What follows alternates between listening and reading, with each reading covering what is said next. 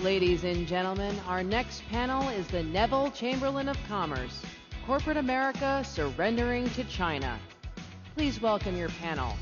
From the Heritage Foundation, James Carafano. Pennsylvania Representative, Scott Perry. From the Epoch Times, Joshua Phillip. And your moderator from the American Conservative Union Foundation Board, Gordon Chang.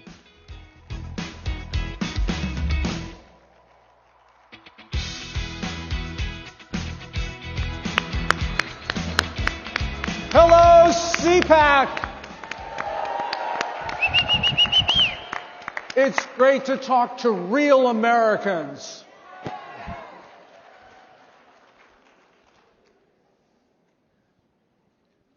American businesses are more loyal to a communist state than to the United States. So, Jim Carafano, Heritage Foundation, what the devil is going on? All right. Well, first of all, he doesn't know I'm going to do this, but we got to talk about this guy.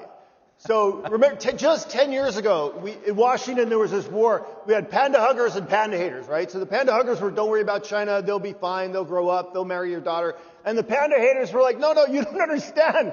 These guys are run by communists. They're going to eat your lunch. Well, that debate is over today. And the only people that the panda huggers are hugging are the panda haters. But this guy was the voice that was telling us 10 years ago. Yes. Come on. All right. So I got to tell you just a really quick story. So to answer your question, so during the first Gulf War, the Army ran out of these big truck tires, right? And so the company that made them, they put out this national recall for all the truck tires. So there's this good old boy in the Midwest, right? And he's got like 19 tires. So he calls up his buddy and he gets his Mack truck. He puts all the tires on the truck and he drives the truck halfway across the country to Dover, and he pulls up to the airfield and he goes up to the guy and goes, here are the tires. And the guy goes, he said, our guys need these tires. And those tires were on trucks the next day in the desert. That is what we want from our American businessmen. That spirit, right? Could you imagine Jack Dorsey doing that? Like he'd be tripping over his beard and say, I'm not touching a petroleum product. So to answer your question really quickly is we need American leaders on two critical areas. I know we're going to talk a lot about this, military and economic strategy. You know, militarily today, a lot of the capabilities that we need to build our military and to protect our infrastructure are actually made in the private sector. And in the economic space, we need leaders that are going to grow the economy, grow jobs, innovate, do prosperity. And that needs to be matched with an administration that actually has not just a military strategy, but a real economic strategy for doing China. And the one thing I think I just want to make sure we walk away from here today is that we play a role here as well, right? We as consumers, we as stockholders, and we as voters, we have to tell our American leaders, whether they're in Washington or they're in a corporate boardroom, that we expect them to stand up for America. Yes. Congressman, Jim Lemon, who's a sponsor of CPAC, DEPCON Power, he makes solar power farms. And yesterday he told me that he scours the earth to buy products that are not made from China. You're in Congress. What can you do to help him? Or maybe I should say, what should we do anything to help him?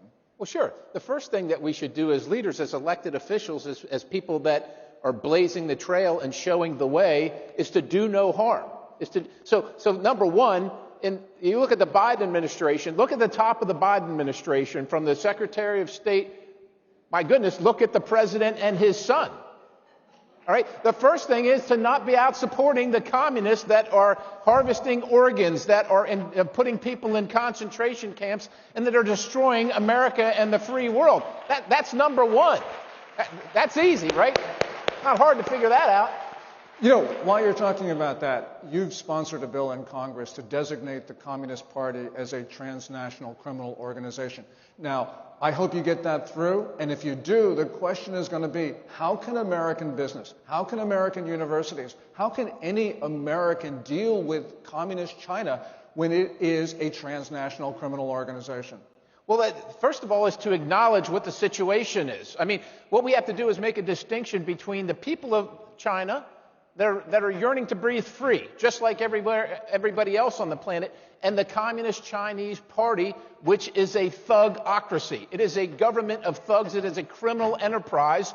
And why would we deal with any other criminal enterprise in the United States or elsewhere?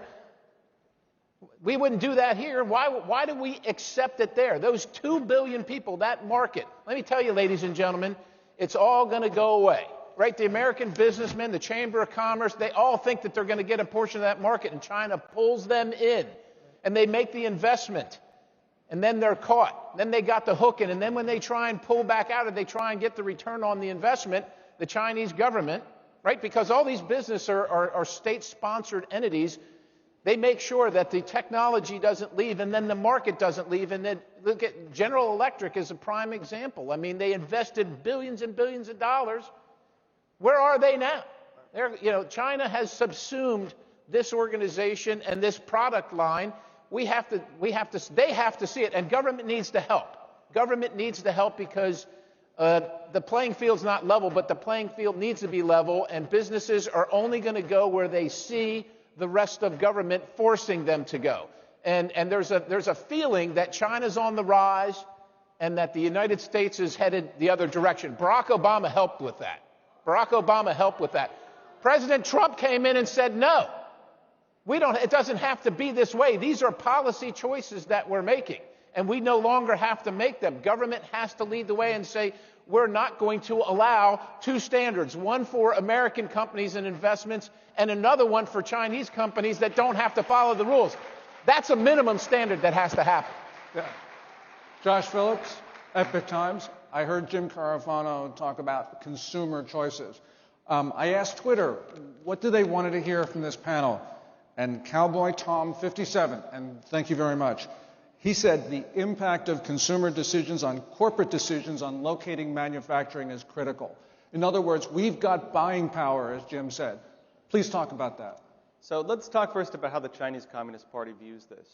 If we were to talk about the most basic concept of communism, and this is the Chinese Communist Party, what is it? Seize the means of production. Who controls the world's factories? Who controls the world's natural resources? Who is taking over countries through critical infrastructure? Who is subverting their political structures? Who is working to take over the grassroots of these countries through things like the United Front Work Department? If the Chinese Communist Party does not already control it, they are trying to control it. And when businesses want to work with China, they have 2 choices. Either they're going to face Chinese state-run companies that they cannot compete with because they get state money and they could bid under costs, or they sell their values out to the Chinese Communist Party and work with them. And unless this is stopped, unless politics comes in and says you cannot work with Chinese companies that have any ties to Chinese government finance or to the Chinese military, which is almost all of them, then you can't work with us. Because there's no possible way that you can have a communist country using these types of policies with these types of publicly stated agendas, working with free countries, and have them not take over. So, as the congressman said, the Communist Party is a transnational criminal organization. It's the mafia, but much worse. So really what we're saying is that all of us really cannot buy Chinese products. We can go to a Walmart and say, look, we're not taking this crap, right? That's absolutely true. Absolutely true. So, Gordon, I know you're supposed to be the moderator, but we may ask you questions, right? Yeah, of course. No, so weren't there policies that were operationalizing under Trump that were driving economic strategy in the right direction, things that this administration ought to be building on as opposed to walking away from it? Is that fair? Absolutely. I mean, President Trump started with Buy American. And, Biden just a couple days ago issued an executive order really following in Trump's footsteps. But really more important, he started to look at these supply chains and figured out we need to make stuff here because the Chinese are actually using their positions in supply chains to achieve geopolitical goals. In other words, to attack us. Congressman, I know you talked about this. It's more than just rhetoric. So we just passed a bill in Congress to gobble up more United States land and exclude it from development. And when I say development, it includes rare earth minerals, mining. And they call them rare earth minerals, the things that make solar panels and electronics. Folks, they're not rare.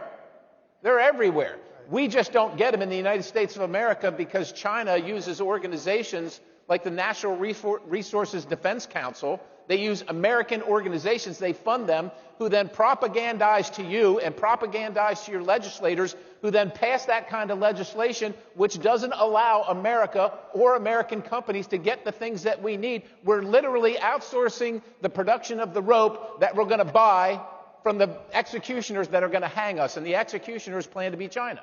Yes, and another person out of the Twitterverse, USA Jennifer A. at Wisdom4Y, asks, how do we decouple from China? Congressman? It has to start a little bit at a time. You know, we do buy things from China. I mean, I will tell you, I've gone to Walmart. My 9-year-old daughter turns things over to see where they come from. There's nothing that stops me from picking up the phone or talking to the information desk at a store and say, you know what? I don't want you to buy stuff from China. I'm willing to pay more. I will tell you, there are certain online sellers. Some begin with A. I'll look at the products on there, but if I can find somebody else within there that sells the same thing, it might be $2 or $3 more, I'm paying for it. I'm going to go ahead and do that because you've got to stand up. So it takes us saying, we don't want to buy this cheap garbage that imperils our country. So Josh, continuing along these lines, we got a woman named Mahala Bala Bandri. She wants to talk about the destruction of American industry and goods in China made by slave labor. So let's be clear about something. There's a difference between the Chinese Communist Party and the Chinese people. The Chinese Communist Party is the greatest abuser of the Chinese people in history. Just under Mao Zedong, 50 million people to 70 million people killed, depending on which estimates you go by. During the Cultural Revolution, destroyed their historical relics, temples, religion, you name it. They destroyed what they called the four olds: old religion, old belief, old culture. Everything the Chinese people were, the Chinese Communist Party has tried to destroy. And when it says that it uplifted the Chinese people, it put restrictions on the Chinese people. And when it took off those restrictions and they were able to succeed like some of the rest of the world to an extent, they took credit for it. That's like holding someone's head underwater and lifting them up and telling them you saved them from drowning. That is what the Chinese Communist Party has done to the Chinese people. We are almost out of time.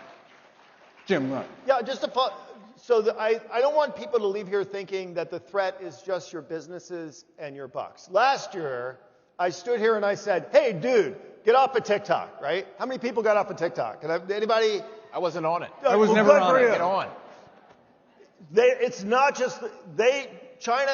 Part of the Chinese strategy is to dominate world information, and there's a reason why they have selected artificial intelligence and quantum computing as the lead technology advances. Because their idea is we are going to suck up all this information, and then we're going to have to figure out how to exploit it and run everything.